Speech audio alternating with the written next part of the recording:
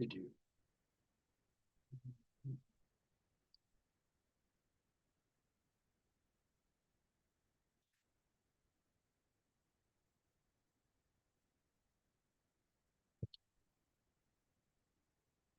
Okay, it's almost done.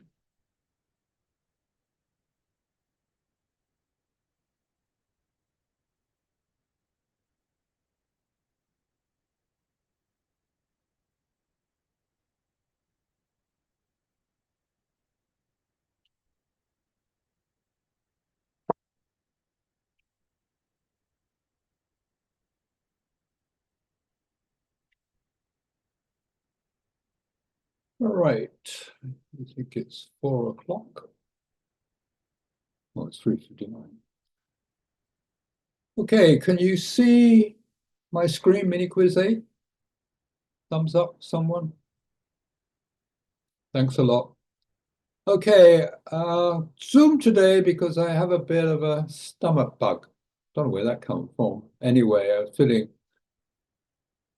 a little nauseous and felt that I shouldn't drive in. So I think we'll go over, as I said, some of the key MQs and homeworks of recent times because we're coming up with an MQ2 on Wednesday. So just give it a minute to get everybody. Professor? Yeah. Hi there. I wanted to ask you about question 5 on the homework. Um, so On 8. Yeah, let me go over these and then we can look at question 5 at the end. Let me just run through these just to a bit of review for what might come up on Wednesday. All right, so I will look at question 5. Thank you. So let's have a look, first of all, at a very simple heap question. We all can guess that we might get something like this on Wednesday. So first of all, we have to heapify. So let's write this down.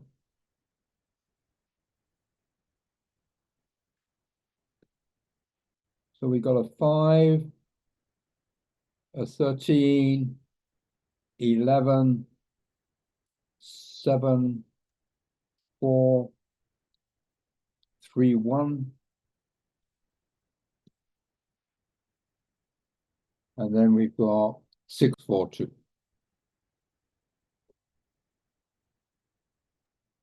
By the way, I should point out that heaps can have repeats. There's no, remember, when we're dealing with the priority queues, some of the values can be exactly the same. We got 2 4s here. It's not a problem having a repeat in the heap.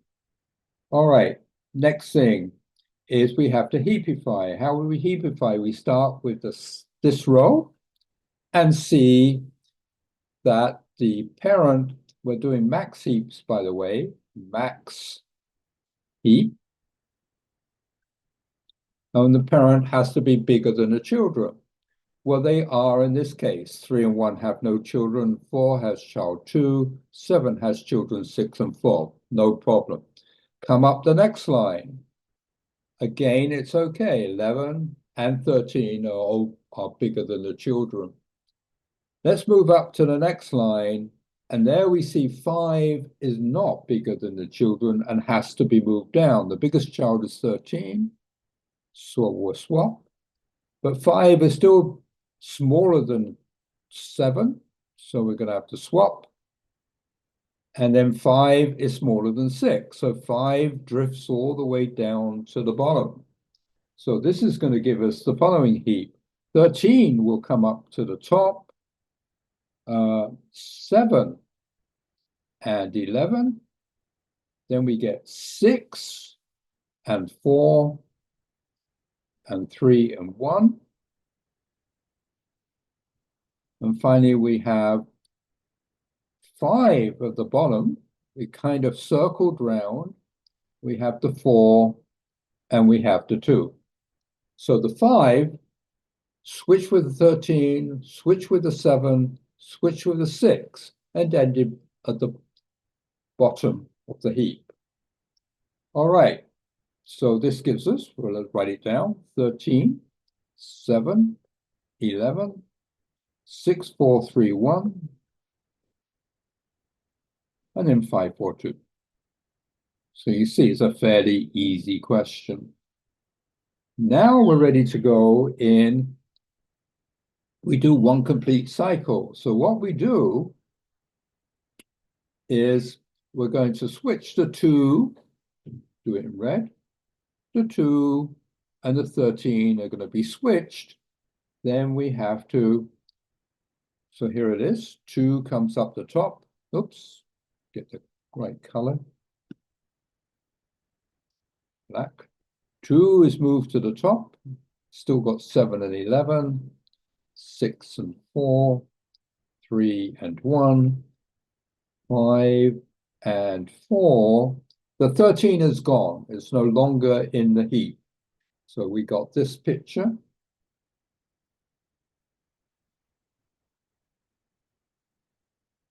And now we have to check that the parent is larger than the children.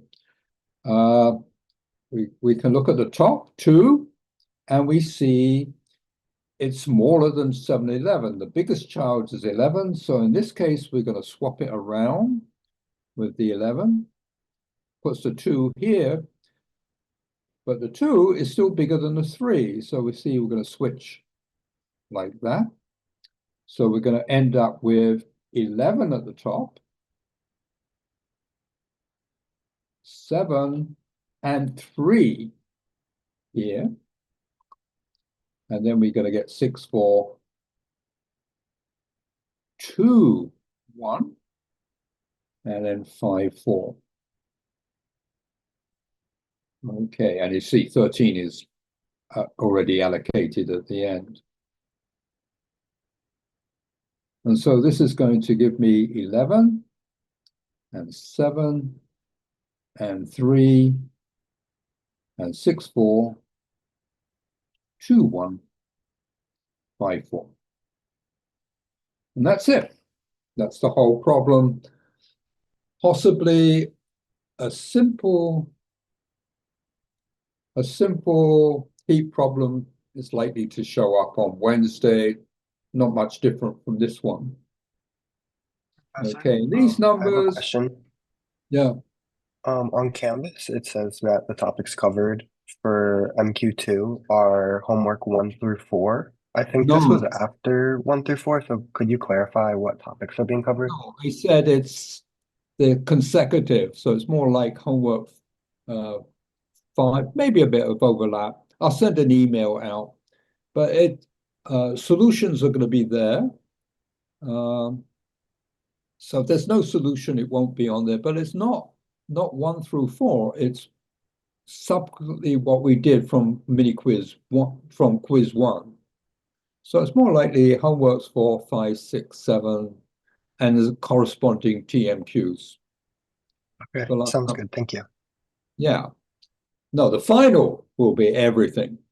But this is meant to be built on what we had done in MQ1. So no arithmetic. So there's no arithmetic. It's all going to be graph stuff and heaps. All right. Okay. So how are we doing so far? Thumbs up? All right with this one? I have a question, Professor. Yeah. When you were doing the first complete cycle of heap sort, why exactly do you pick 2 as a child? Because it's the bottom right-hand side. Got you. What we do is that swap. See it? The one that will move from the first to the last and the last to the first. So that moves the 13 to the right-hand side. It's in place. And the 2 is at the top, but then it has to drift down. And then if you wanted to do the next cycle, if we wanted to do the next cycle, 2 cycles would be, you would swap those 2. 11 would now move to the end. Here we are. And 4 would go to the front. And then 4 would drift down, and you'll be ready to go for the next one. So the algorithm's quite simple, bit tedious, but it's quite simple. Let's have a look at these questions. Fairly straightforward. 13 to the 6 is congruent to 2 to the 6 mod 11, because 13 is congruent to 2. That's equal to 64, and that's congruent mod 11. 55, it looks like 9, so we get 9. Then this one, 187, is 11 times 17. So phi of 187 is equal to phi of 11.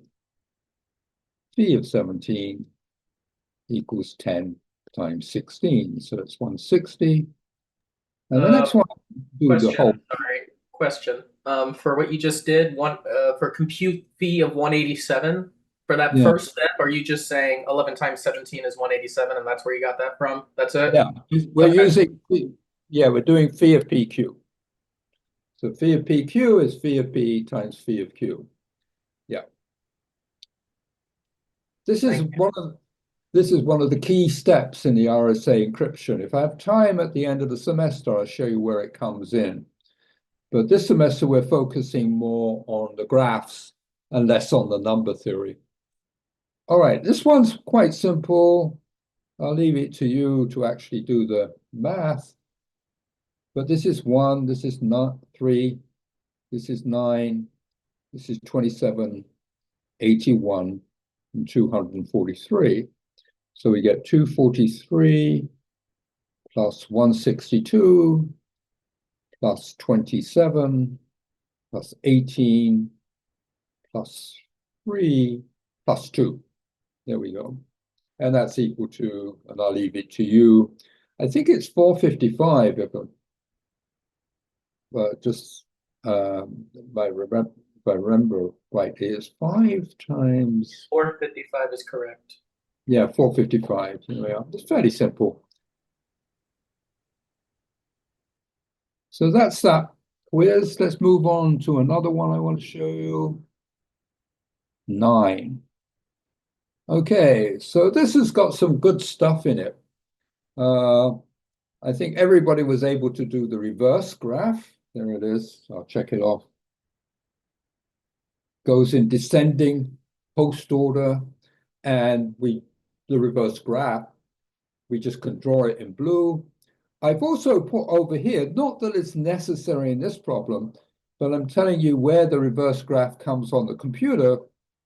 We can just reverse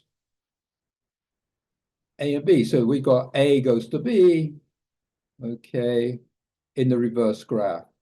We can see A goes to B, A goes to B, B goes to E. So the reverse graph, you can do in an Recording ST. in progress. All right. So now this is a standard, and I'll do it from scratch. Where's my eraser? These are all published. These will be published. They're on the web. So I'll send you an email. It's already on the web, actually, this one. So this is a classic stack. You're going to get a classic stack. Something like this, or a pre-post number, something along the line. So we go, remember that we've got, I'm going to make this a little bit smaller, boom, boom. We got A, E, B. So A goes onto the stack first. Stack. A goes onto the stack first. Its parent is A. You visited it, and it's in. I'll number the strongly connected component, so it's in strongly connected 1. Then we move to its children. In this particular case, it's only got 1 child. As we can see, it's B. So we put the B up there. Its parent is A. Again, we visited it. It's still in 1.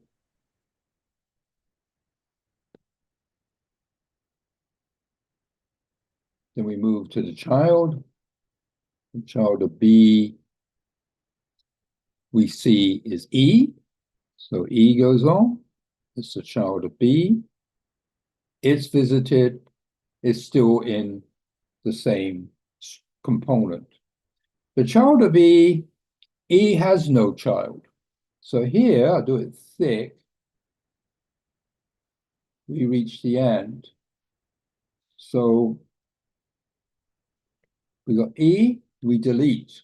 Down to B, we delete. Down to A, we delete. We now got an empty stack. And we got 1, 1, 1. So the first component, oops. At this point, you can fill the component in. It's A, B, and E. And by the way, you can keep the data over here. So A is parent A, B is parent A, 1, 1, and E is parent B. So you fill in the data as we go along. So then we go back to the top. We've done A, E, and B. So the next one on the list we see is F. We've done A, E, B. So the next one in our V1 is F. So F goes on to the top of the stack. It's a root. It's now, we visited it. But we now moved up to 2. Notice this goes to 2 because we're starting a new subtree. So it's going to be 2. Let's have a look at the child of F. F has child G. So up goes G. And its parent is F. We visited you and you're in 2. All right, the child of G, but G has no children apart from F, but we've already visited F. So this becomes a line like this. And then we're going to come down. G is G and F, and we've got an empty stack. So we've done A, E, B, F, G. So the next one is C. So C goes on to the top of the stack. It's a root. We visited you. You're now part of the third block. The second block is FG.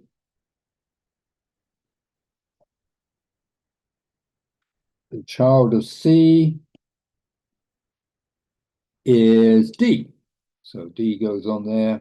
C is the parent. We visited you, and you're in block 3, or component 3. Child of D is H. So there's H, child of D. Visit you, it's 3. No children of H. We got G, but G's already been visited. So that comes out. We crash down. So you're empty. There are no more vertices. So we are done. And there's the third block. Oops. And we've got C, D, H, C, D, and H. So it's fairly simple. We go up the stack. When we have no more children, we collapse back down. And when the stack is empty, we start a new subtree. And this is just exactly what we've written in the stack. So it's fairly straightforward. As I said, we will get a stack question of some form, whether it's pre or post or whether it's something like this on Wednesday. All right. So this is posted. Let me go on to the next one I want to look at, which is homework 7.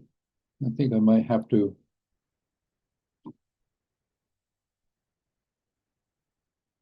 open it up. File, open.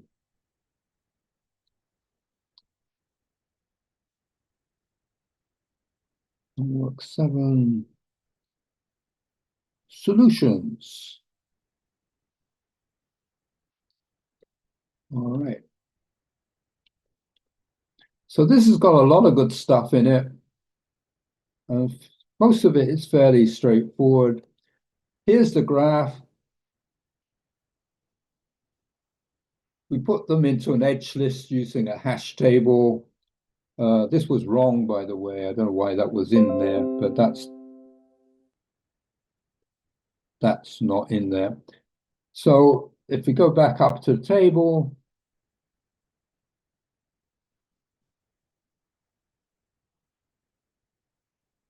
you see that you just start filling in. So AB is 4. So AB is 4. You can read it. And what I like to do is to fill the table out.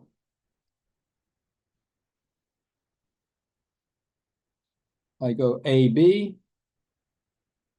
cross it off, AB, AC, just go through all the edges, crossing them off, and as you cross them off, you write them down in the hash table.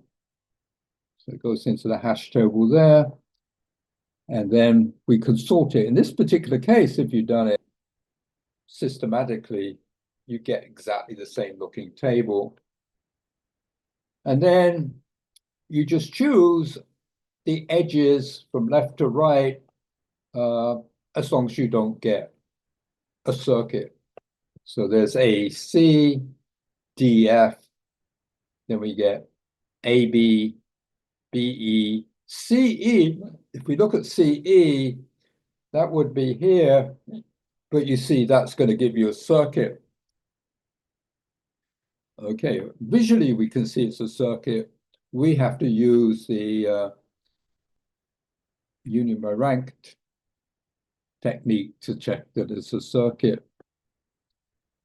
And so there it is on the right-hand side, we get 28. I think this was fairly straightforward. Any questions about using Kruskal's lemma, algorithm rather?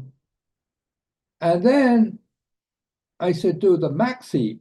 So what you have to do is write down the rows in reverse order. So we have FZ, we put FC.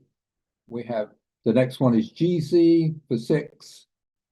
And so we write them down in the reverse order. And now we just do exactly the same. We choose the edges, FZ gets added, GC gets added, BC gets added, wherever BC is, there it is, BC, BD, both 5, DE, but we notice FG, which would be here, would give us a circuit. So no go on FG, we've got AB, same thing, BE would give a circuit, CE would give a circuit, etc. And then EG finishes it off. We get 36. So this is posted, it's fairly straightforward. Now, let me see if I can show you this guy. Boom, boom, boom, boom. So I've just written down this table, fairly straightforward. In the table, A is 0, B is 1 with 2 children, E and H, D is 1 with 2 children, C and G, and F has 1 child. So B, D, and F would have rank 1. If I go back, we see that B,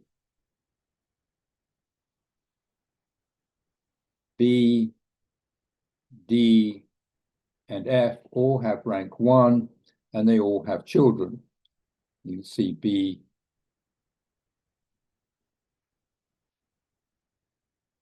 has 2 children, D has 2 children, and F has 1 child. And then we're adding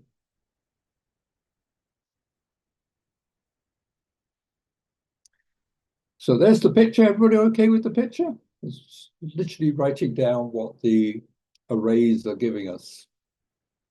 Thumbs up? You got a thumbs up? Waiting for a thumbs up. Looks good to me. Mohammed. Okay, so now what we do, we want to add edge AC. This is edge AC. And what we do is we look at the parent. Edge A has parent A, there it is. Edge C, on the other hand, has parent D. C has parent D. So two different parents, that's good. What are the ranks of the parents? Notice the ranks of the parents. The rank of A's parent is 0. The rank of B's parent, which is D, is 1. So we're going to add A to D. We're going to add A to the parent of C, which is D. And there's the picture. Okay, here's D. Let's do the red. Notice we've added A.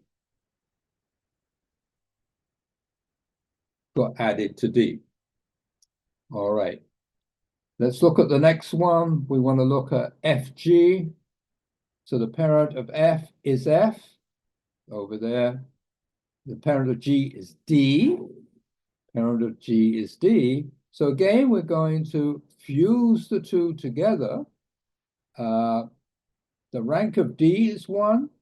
The rank of F is 1. Look, 1 and 1. So now I do alphabetical ordering.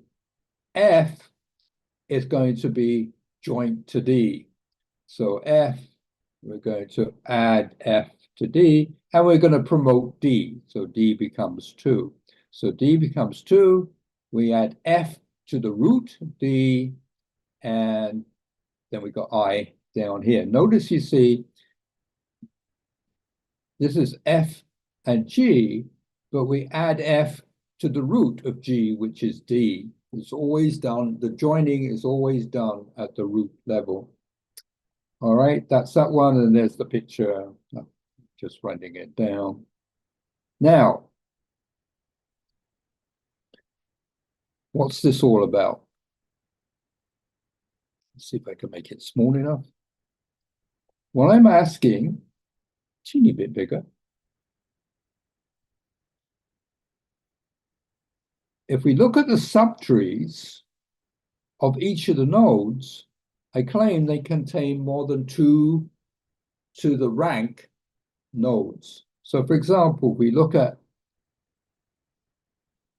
here, we're looking at A. A has rank 0 because it's a leaf. There it is, there it is. A has rank 0, and the number of leaves, the number of nodes in this tree is 1. It's just A. Check. B has rank 2.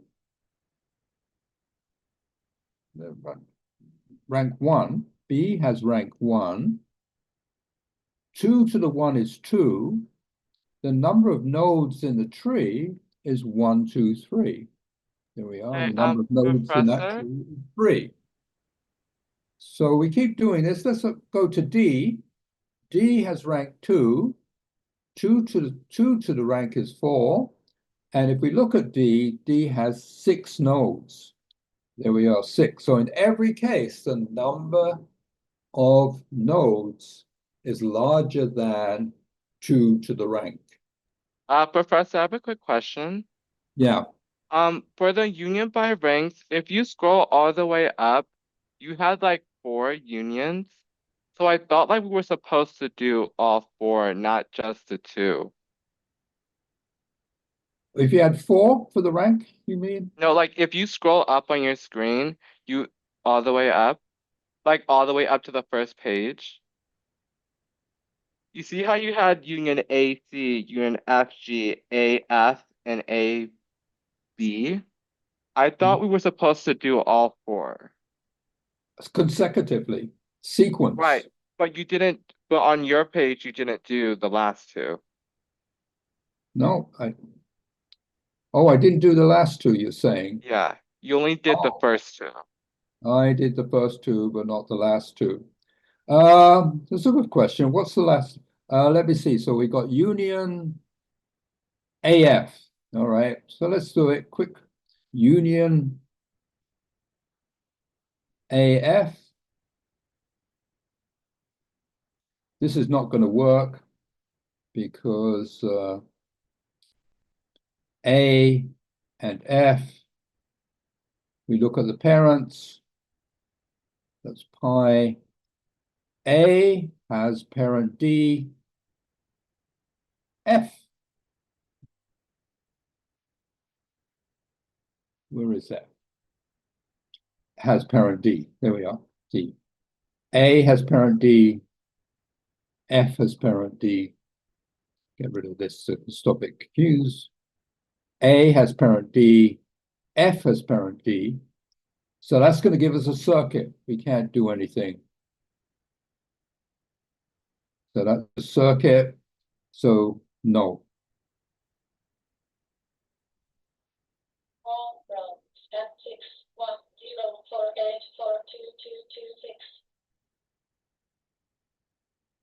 Just give me a second, get rid of this call.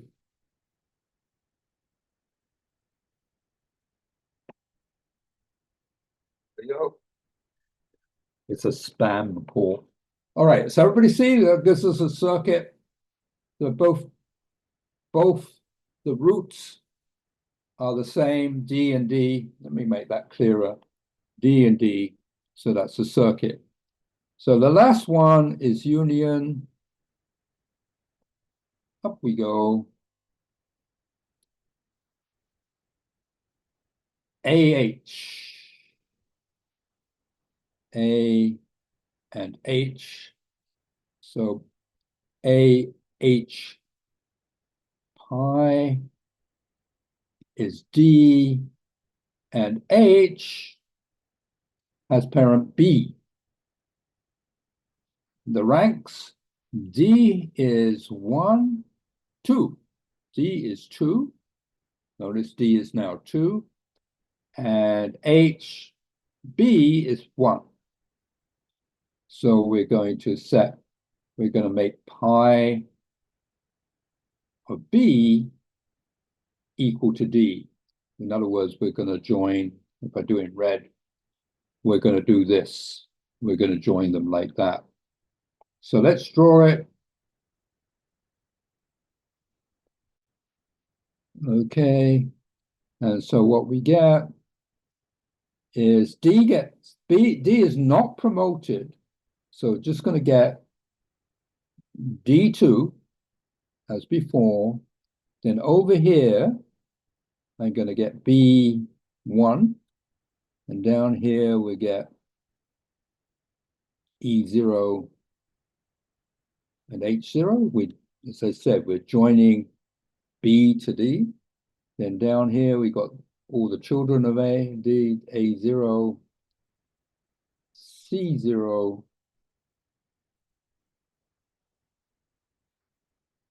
G0, and F1. And that goes down to I0. And I've got to correct this. D is the parent of B, I said. So I'll correct this. D is the parent of B. So D. That gets to have a D in there. We get D is the parent of B. So that means I have to fix this up. Everything is fine apart from D. D is still 4, but the number of nodes now in D's tree is everybody. 1, 2, 3, 4, 5, 6, 7, 8, 9. So this becomes, I'll correct this. So this becomes, oops, 9.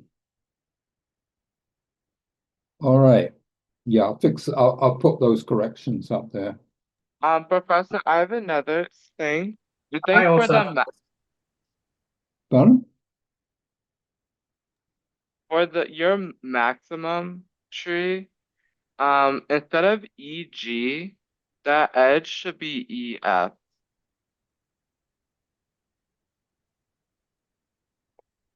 Let's go back.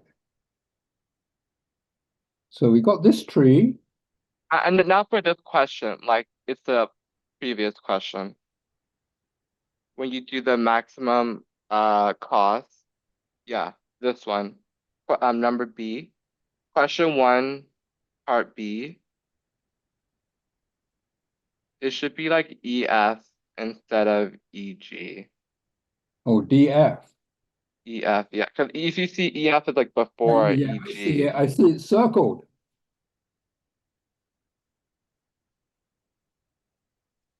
I didn't draw it right. I got it, DF. There's DF. No, DE is fine. It should be Let me see. EF. Hang on, let's go through. FC, Yeah. BC, BC, BC's got BD, that's correct. DF. Oh, you're saying that's DF. Okay. That DF, should be. That should be. AB, and an EG. Yeah. So that's the correction. Yeah. No, that's actually incorrect. So No, what it should be EF. It's EF instead of EG. Edward to Frank, E to F, Edward to Frank. Yeah. Oh, you're saying it's EF. And it's still DE. Yeah, hang on. I'll have to look at the FC, GC, BC, BD, DE, F. That's an FG, right? FG. AB, A. So is this right? Is that right? FC, GC, BC, BD, DE, FG. Let's make it bigger so we can all see it.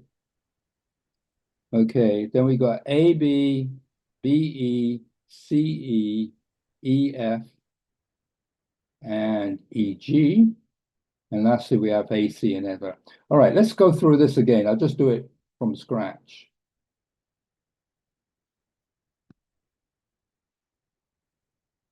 All right.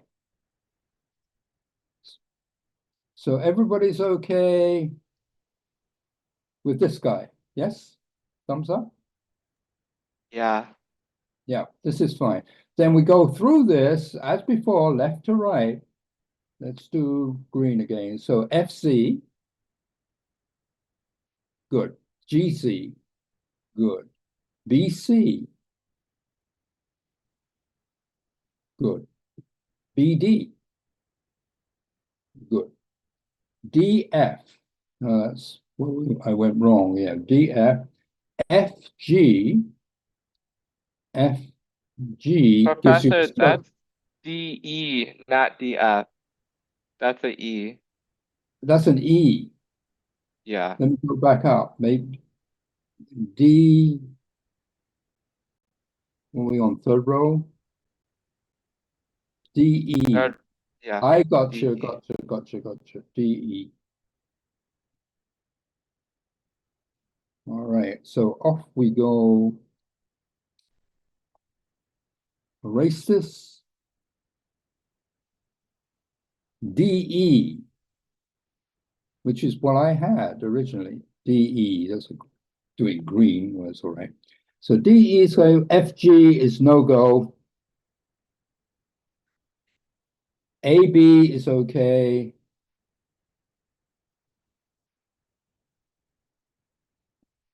BE is no go. Correct. CE is no go. EF is okay. I'll use what you were telling me. EF is Yeah. okay. Gotcha. And that one, which is FG, we don't need because when we get EF, it goes up there. Okay, I think the number's the same, right? 36. Yes, it still adds up to 36. Yeah, I just made, yeah, it's because I was rushing this afternoon to write this out. All right, very good. I'll make that correction. I have another question, Professor. Yeah, For question 2, if we only did the sequence of instructions that were under B, so if we did it the way that you originally had instead of doing all of them, are we going to lose points or no? Because there's kind of confusing with the way the question was worded, so All I right, only so what's wrong with the questioning? so the up here, as somebody else was saying, there were all of these, there were the two extra unions in the sequence, but under question B for two, the first two, so I only did the first two, and that's what your I'll tell solution. the TAs not to worry about that. Let me see, what did I write here? Oh, you changed. Oh, I left space. The idea was you were supposed to put more in, but I can see what the confusion is. So I'll make it clear.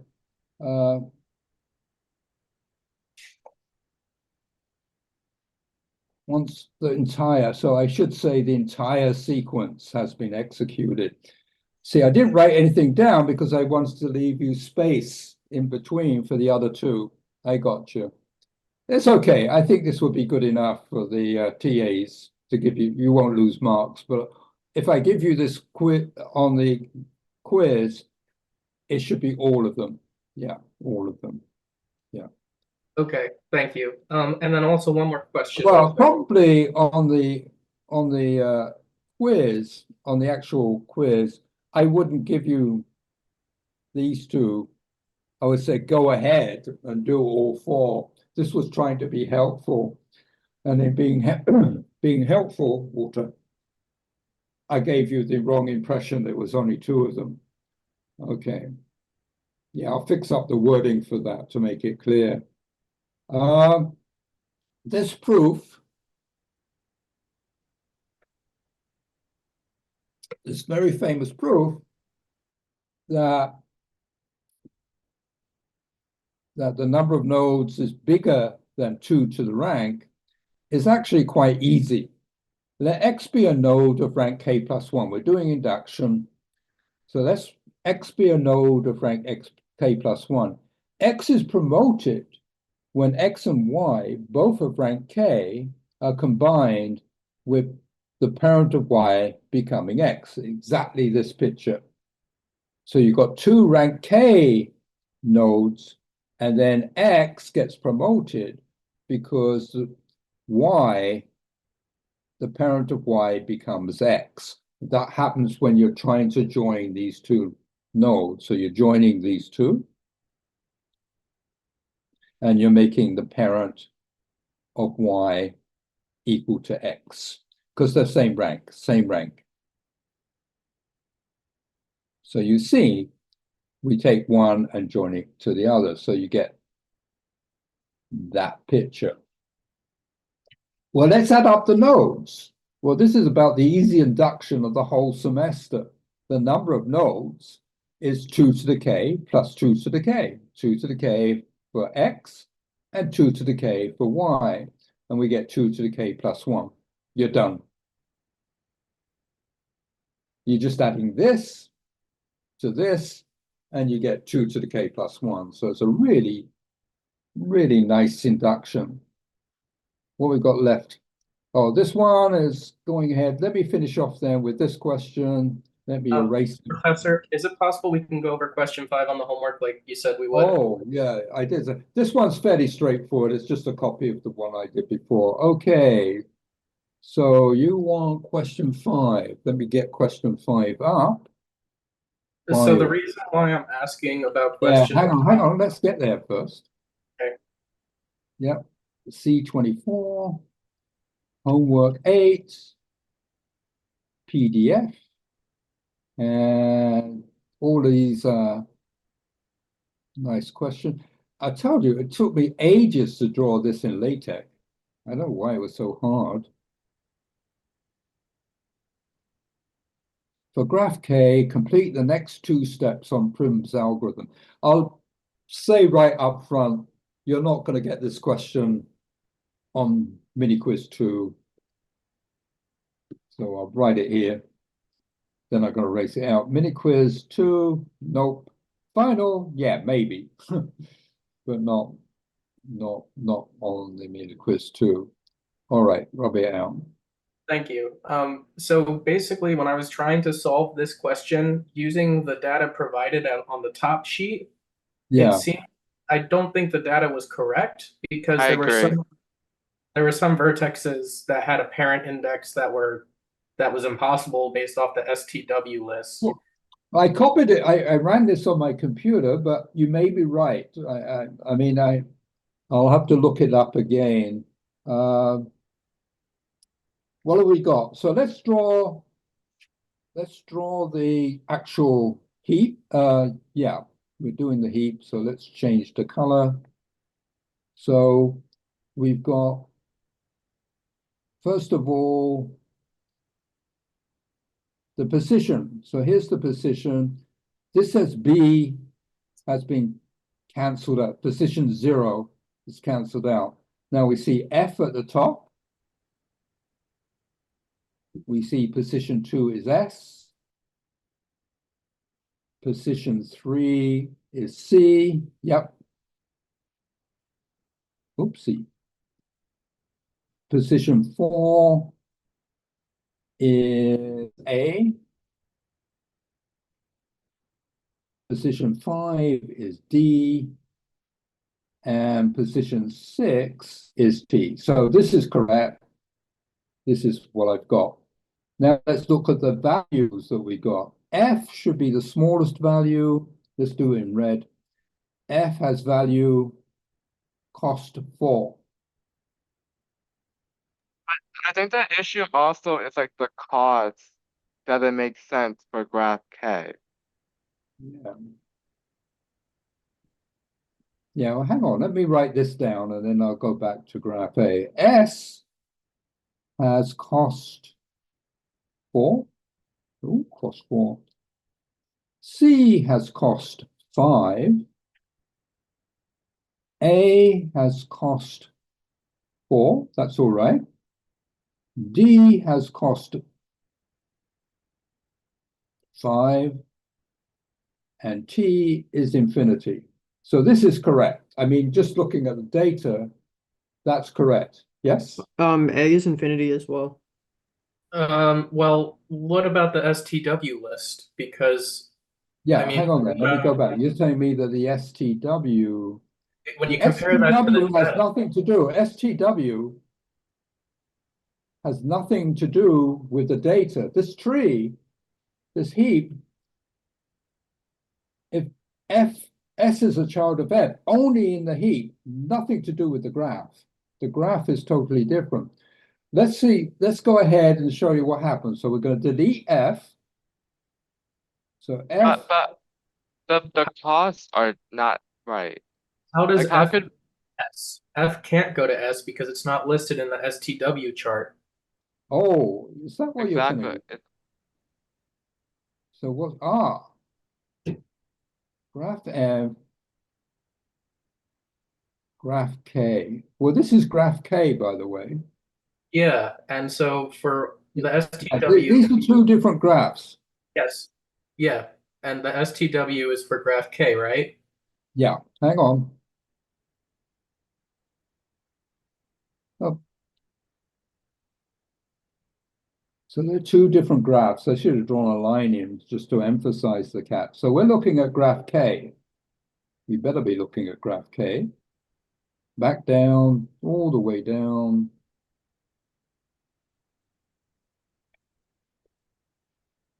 On to There was no, we only were given an STW edge list. And then okay, so looking at STW, we got A, we got B, we got C, we got D, E, F, and S. All right, and we have a T. The T is an end node. So in the graph, T is out here. It's got stuff coming in, but it doesn't have any stuff going out. That's all right. Okay. So what's wrong with the graph? I think it's okay. if you look at it right, if you did like just the first step, right, T would at least have a parent of Okay, B. I'll do the first step. Look, so this goes. No, I mean like just with using our visual edge list, if you do the first step, you won't the first two steps, you won't get this table that you have. Oh, you're saying if you go back to this one and I do the first steps to get this table, you're saying it doesn't show up. It won't I'll match check up, that yeah. out. I'll check that out. That shouldn't alter, I see what you mean, but just pretend the data is this and just go ahead. You put T at the top, T is going to drop, it's going to switch with S, it's going to switch with A. So you end up down the bottom like this, and S and T move up. Then you just look at the children of F. So you can look at F and its child is T. There's only one child. So you would update the value of T based on whatever it is. FT is 4. So this would be T move down to the bottom and would become 4.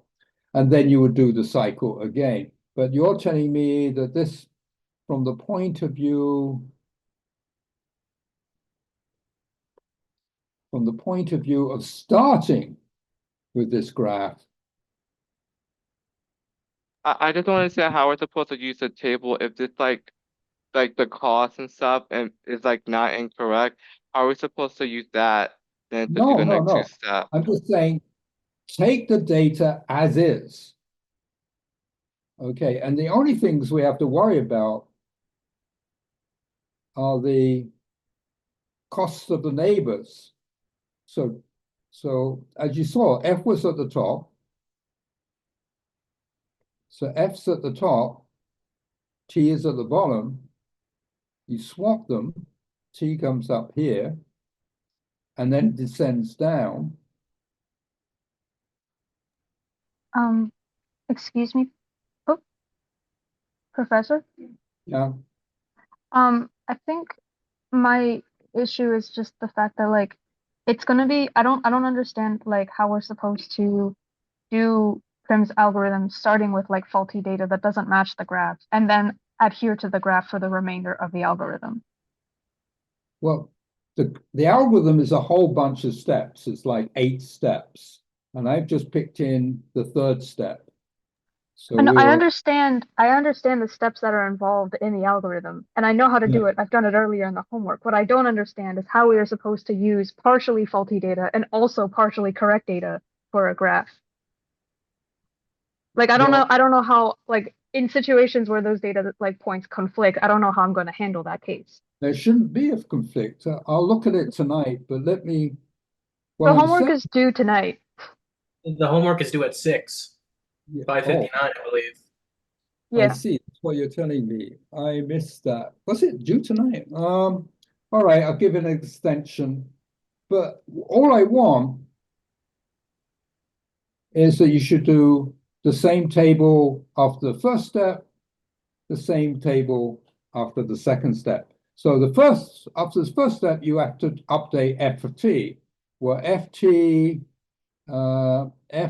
is 4, so t will become 4 when we do this. Then I don't know what's at the top of the table because I rushed, I killed it, but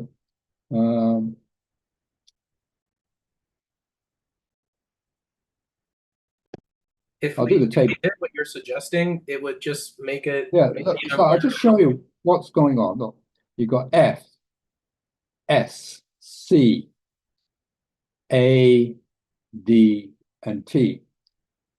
T moves up to the top, goes away. It's infinity right now. S has cost 4. C has cost 5. A has cost 4. And D has cost 5. Where So does this, Wait. how does A have cost 4? It's not represented. I mean, it's represented. It's not even represented on the data table or in the edge list. So I don't see where that- hang on. Let me have a look. A has cost infinity. You're right. A has cost infinity. B is dead. C has cost 5. D has cost 5. E has cost 4, wherever E is. E is gone. Yes, E is gone. B is gone. That's why it's the first two steps. S has cost 4 and T is infinity. So we got that picture. Then T goes to the top, and you can see that T is going to come down to here. So we get T infinity, D is 5, and at the top we get S is 4. T is going to be updated to 4, and that's going to switch with with D there. So you're going to switch it, and that gives you the table. Then you're going to do the S and do the whole thing again. The children of S are here. Child of S is T. Wouldn't A also be a child of F? Because A goes to S, meaning S also goes to A. Hang on. I'm trying to rush, and I'm not going to do the problem for you. It's all consistent. There's no problem using the algorithm on this. Right? In my opinion, there is a problem. If we do the question the way you want us to do, the way it's worded, do the next two steps, we can't do it.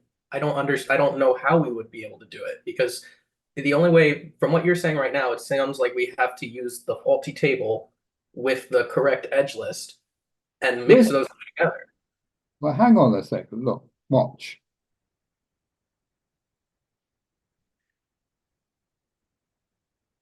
So we did the swap, and so let me see. We got at the top position is F, S, C, A, D, and T. All right, let's sort the values in. F is 4, S is 5, 4, sorry, C is 5, A is infinity, D is 5, and T is infinity. So we're all right with that? Yep. Thumbs up, we're okay with that? So with what you're saying, just use the table Yeah, and just use the table, don't use anything else. Now the algorithm says F gets kicked out. So F is the vertex on the block. It's going to be set. What you're going to do is the position will become 0, of course. And T is moved to the top. So we've got T infinity at the top. And now we're going to swap it with, I guess, the smallest child, because this is prims. So T is going to swap there. And then again with the smallest child, it's going to swap there. So you're going to end up with this picture. S is going to go at the top. S is at the top. C is okay. T is gone. But D moved to the second slot because double switch. Then down here is T. And over here, why do we need to switch? F, T is at the top. Oh, yeah, we're drifting down. T infinity. And A is infinity. So that's the picture when we do delete min. Everybody okay with that? We just move T to the top and let it drift down. Now is the only time we look at this guy. This guy, F is on the block, so we have to look at the children of F. But F only has one child. I made this a little bit too easy. I thought F also has a neighbor C, because C goes to F. No.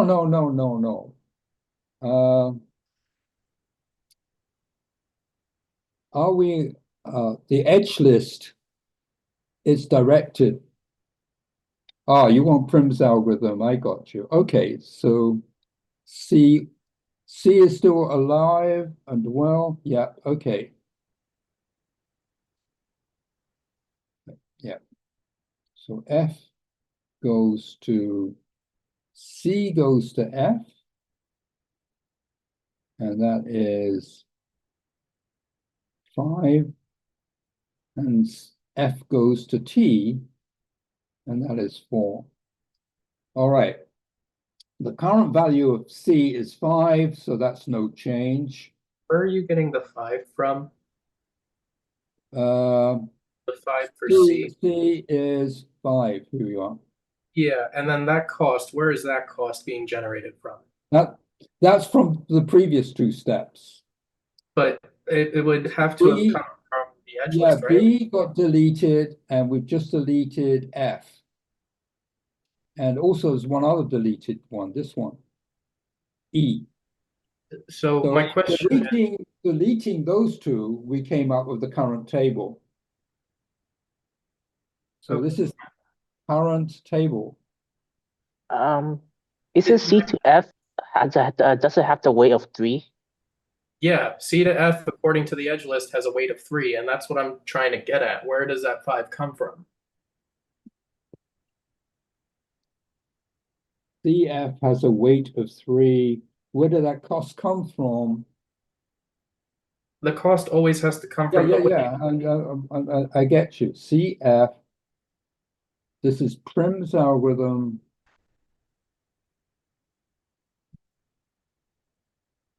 Why is the cost?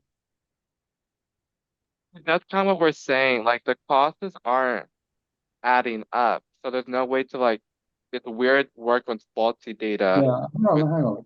The costs change. The costs can change. The cost is the cost of C. See, the point is C is connected. What is C? We got deleted was B and E. So I'll do B and E in here. So B, C is 5. B, E.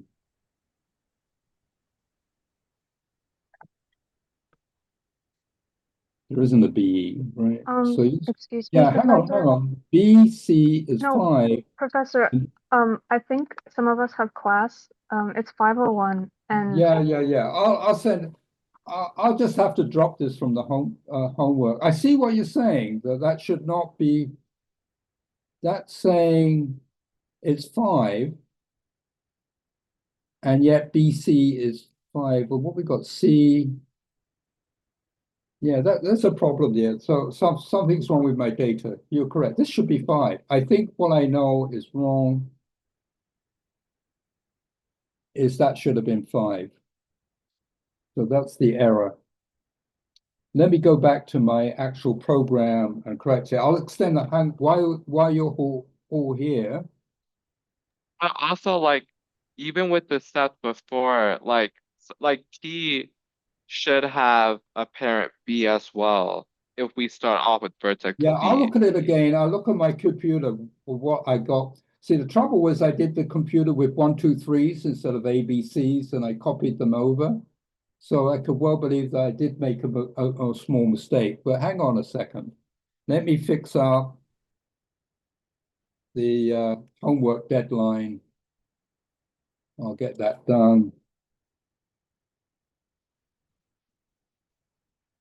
And I'll send everybody an email tonight. Well, I'll fix up the homework as soon as I get the page set up.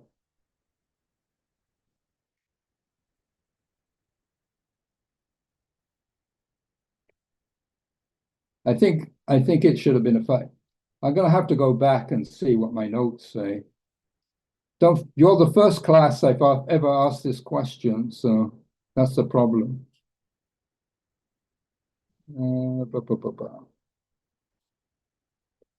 Assignments. Homework 8. I'll make the edit. So I'll make this, it's not on the exam, I told you that. So let me make this out. So I'll make this November 20th, but I'll make it before class. So let's make it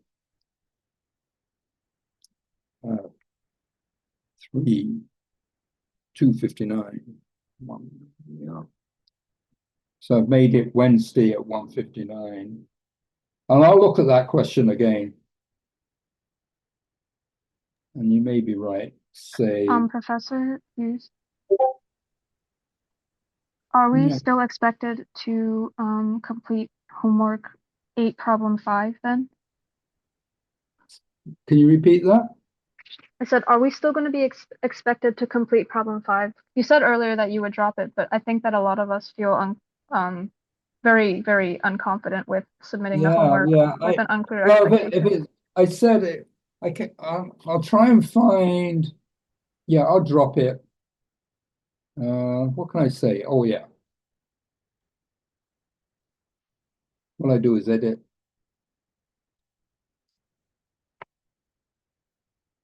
Question 5. Question 5. Bonus, but don't do it until I've checked the data. All right. All right. So that looks good. And we got Wednesday. As I said, it was a brand new question. Recording stopped. Yep, okay.